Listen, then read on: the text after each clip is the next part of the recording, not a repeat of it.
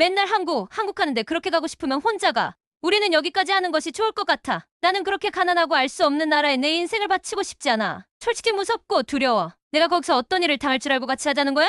나는 준영 씨가 건설 노동자를 하면서 꿋꿋하게 같이 당당하게 살고 싶었는데 나도 주변 사람들에게 한국인이랑 왜 사냐는 소리 들으니 너무 힘들어. 왜 이 여성은 한국 남자에게 소리를 지르며 울고 있을까요? 도대체 한국인 남자가 무슨 잘못을 했길래 저런 상처되는 말을 하고 있을까요?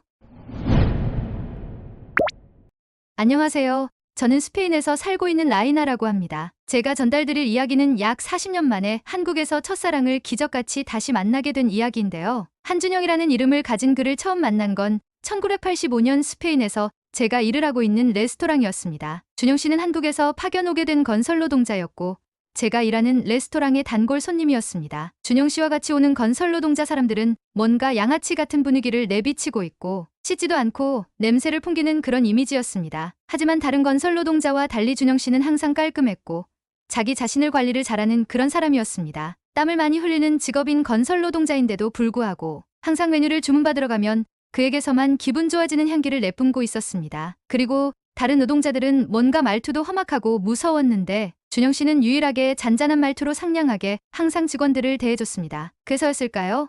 언젠가부터 저는 준영 씨를 바라보는 눈빛이 달라지기 시작했습니다. 그런던 와중 준영 씨를 몰래 짝사랑하게 된 날 이후 갑자기 준영 씨가 저에게 몰래 와서 데이트를 신청하는 것이 아니겠어요? 진심으로 너무 놀라서 심장도 막 뛰고 행복해서 그날은 잠도 못 잔 것 같습니다. 준영 씨는 겉으로는 자신의 감정을 잘 내비치지는 않지만 항상 저에게 다정하고 상냥하게 대해주던 그런 남자였습니다. 주기적으로 만나 데이트를 하고 한 달이 지났을까요? 저희는 그렇게 연인이 되었습니다. 그 당시에 유럽은 사회의 가치관이 한참 막 달라지고 있던 시점이었고 그래서 그런지 성에 대한 생각들도 많이 달라지고 있었습니다. 처음 제가 시골에서 도시로 올라왔을 때랑 도시에서 3년 정도 살고 있는 지금 시점과의 제 생각도 많이 바뀌기 시작했죠. 그때 당시 준영 씨가 집을 구해야 하는 시점이었는데 제가 같이 들어와서 사는 것이 어떻냐? 라고 물어봤지만 그렇게 상냥하던 준영 씨는 정색을 하면서 어떻게 결혼하지도 않은 남녀가 같이 살 수 있냐고 난리를 쳤습니다. 하지만 제가 누두겠어요?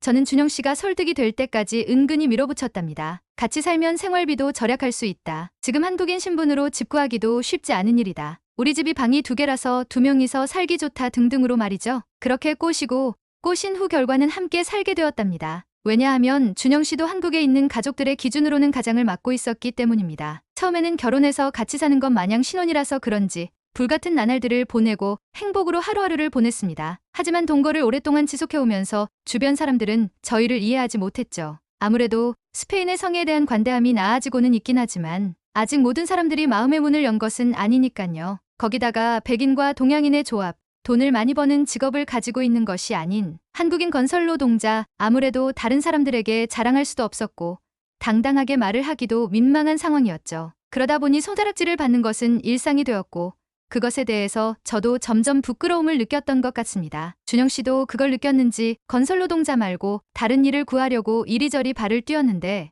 아무래도 한국인이 유럽에서 일을 구하는 것은 하늘의 별 따기나 마찬가지였습니다. 일을 구하기도 힘들고 준영 씨도 한국에 다시 가고 싶다는 이야기도 종종 했습니다. 아무래도 한국에서 떠나 스페인으로 온 지 준영 씨도 5년이 넘은 시점이었으니까요. 어느 날 준영 씨가 할 말이 있다고 맛있는 레스토랑 집을 데려갔어요. 근데 거기서 하는 말이 저에게 한국을 같이 가자는 것이 아니겠어요?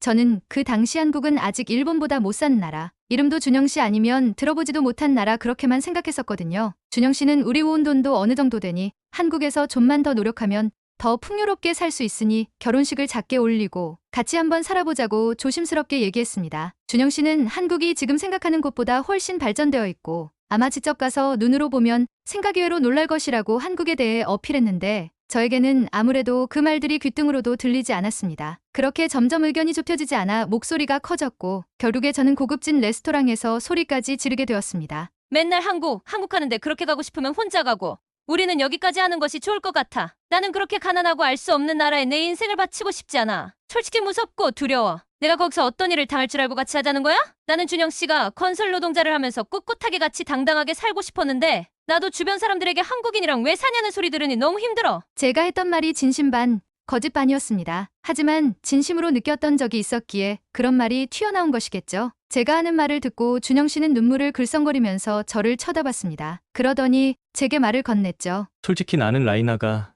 나를 부끄러워하는 것 좀 느끼고 있었어. 하지만 나랑 함께 살아줘서 항상 고맙다는 생각을 하고 있었지. 그렇게까지 나를 쪽팔려 할 줄은 몰랐네. 준영 씨는 아마 버티고 버텨야 잡을 수 있던 자존심까지 다 땅바닥으로 떨어지는 느낌이 아니었을까요? 그렇게 저희는 헤어지게 되었습니다. 저는 한심하게 준영 씨가 다시 돌아오지 않을까, 기다리면 오겠지라고 생각했던 것 같아요. 그렇게 저희가 헤어진 지 한 달이 되었을 쯤 전화 한 통이 왔습니다. 잘 지냈어?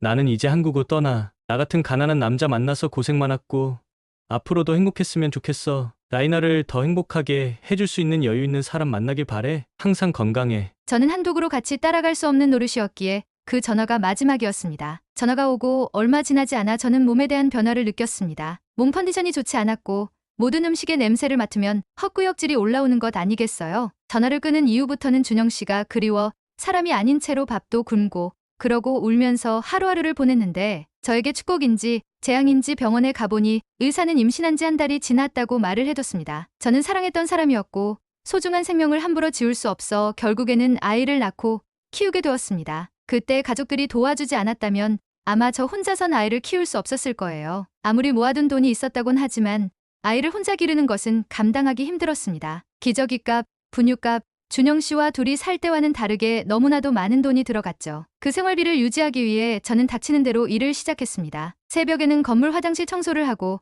밤에는 술집 주방에서 안주를 만드는 일을 했습니다. 잠은 하루에 3시간씩만 자면서 돈을 벌며 아이를 키워냈죠. 그렇게 밤낮으로 잠을 줄여가며 일만 하다 보니 돈은 어느샌가 작은 가게를 차릴 수 있는 정도로 모아졌습니다. 과연 내가 가게를 잘 운영할 수 있을까 하고 고민이 되었지만 이렇게 남의 밑에서 돈을 벌다가는 절대로 돈을 내가 원하는 대로 벌 수 없을 것 같아 가게를 차리게 되었습니다. 준영 씨와 처음 만난 가게는 빠에야 레스토랑이었는데 그때 같이 일하는 직원들이 제가 빠에야만 만들면 너무 맛있다고 엄지를 척 들면서 칭찬해줬던 것이 기억이 나서 밤낮으로 일을 해가면서 짬짬이 시간을 내며 빠에야를 더 맛있게 만들 수 있도록 연구를 했죠. 그렇게 가게를 차려 10년쯤 지났을까요? 단골 손님들도 점점 생기더니 이제는 줄을 서지 않으면 먹을 수 없는 가게로 크게 성장했습니다. 이후 직원들도 많이 뽑고 2호점, 3호점, 그렇게 체인점을 늘려 5호점까지 만들었습니다. 시간이 그렇게 흐른지 몰랐는데 아들이 벌써 17살이 되었습니다. 이제야 아들을 여유롭게 돌볼 수 있는데 사춘기가 되어서 그런지 아빠를 많이 그리워하더라고요. 그러면서 저를 버리고 간 쓰레기 같은 사람이라고 혐오하기도 했습니다. 저는 나쁜 사람이 아니라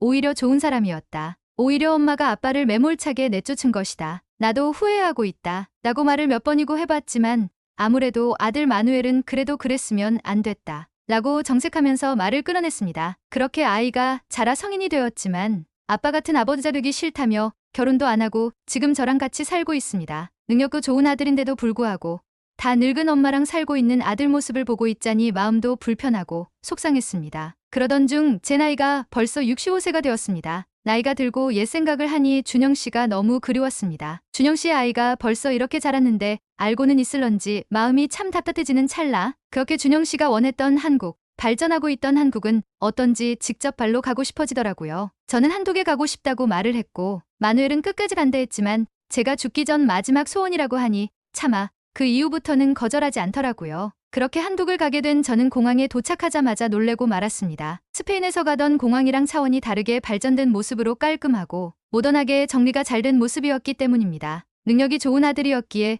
63빌딩 레스토랑을 예약해 식사를 하고 있었습니다. 모든 곳에서 한국어로 들리는데 어디선가 유창한 스페인어가 들리는 것이 아니겠어요? 들으려고 했던 건 아니지만 들리니 듣고 있었는데 갑자기 준영이라는 단어가 들렸습니다. 깜짝 놀라 그 자리가 있는 쪽을 쳐다보니 한 백발 백인과 나이가 들었지만 멀끔하게 차려입은 동양인 노인이 대화를 하고 있었습니다. 사실 그땐 준영 씨인지 전혀 상상도 하지 못했어요. 그냥 그리운 이름이기에 대화 내용을 더 듣고 싶었던 것이지만 그쪽으로 고개를 돌려보니 제가 이전에 생일 선물로 사준 시계를 차고 있는 것이 아니겠어요? 없는 돈을 모아서 한정판으로 사줬던 시계라서 몇 개 없을 텐데 그것을 차고 있으니 내가 아는 준영 씨가 맞겠구나 확신이 들더라고요. 미친 사람이라고 생각할 수 있겠지만 저는 그래도 확인을 하고 싶어 준영 씨에게 다가갔습니다. 그리고 말을 걸었죠. 혹시 제가 아는 준영 씨 맞을까요?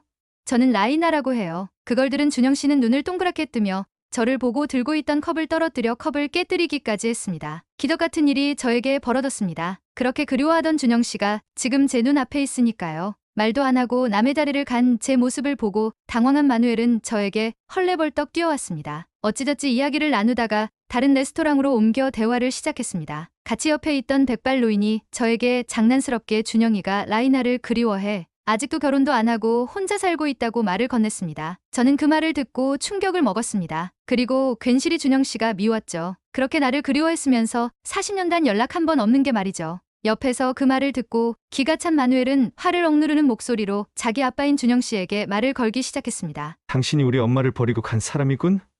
낯짝이 어떻게 생겼나 궁금했는데 참.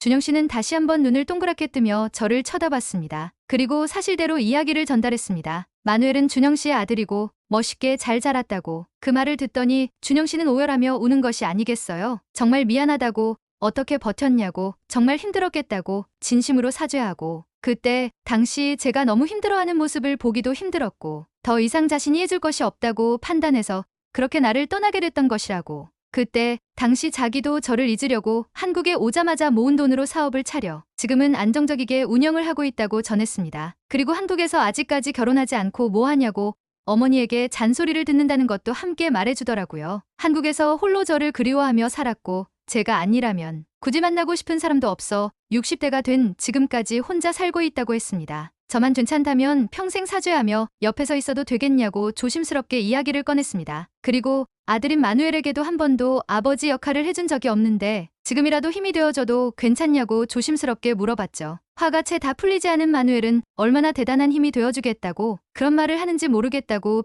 비아냥거렸지만 준영 씨는 기분 나쁜 티 한 번 내지 않고 허허 웃으면서 마누엘과 대화를 나눴습니다. 한국 여행이 끝나고 공항에서 돌아가려는 찰나 갑자기 준영 씨가 나타났습니다. 엄청 거대한 캐리어를 끌고 말이죠. 이게 뭐냐며 준영 씨에게 물어봤지만 앞으로 옆에서 힘이 되어주겠다고 하지 않았냐. 그러려면 옆에 있어야 하지 않냐 하면서 허허 웃으면서 능글맞게 같이 스페인으로 왔습니다. 지금 사업하는 것을 관리해야 되지 않냐고 물어봤지만 관리하는 직원도 있고 자기도 이제 나이 들어 쉬어야 되지 않겠냐며 웃으면서 넘어갔습니다. 매일 준영 씨는 집에 찾아와 저와 마누엘이랑 식사를 나눴고 저도 40년 전인 그때의 설렘을 다시 느끼게 되었습니다. 매일 찾아오는 준영 씨 때문인지 몰라도 마누엘도 점점 마음의 문을 여는 것 같고요. 이렇게 시간이 흐르면서 준영 씨가 저희에게 스며들다 보면 마누엘도 언젠간 준영 씨를 아빠로 인정하지 않을까요? 그때까지 가는 이 과정도 저는 행복합니다. 오늘의 이야기는 어떠셨나요?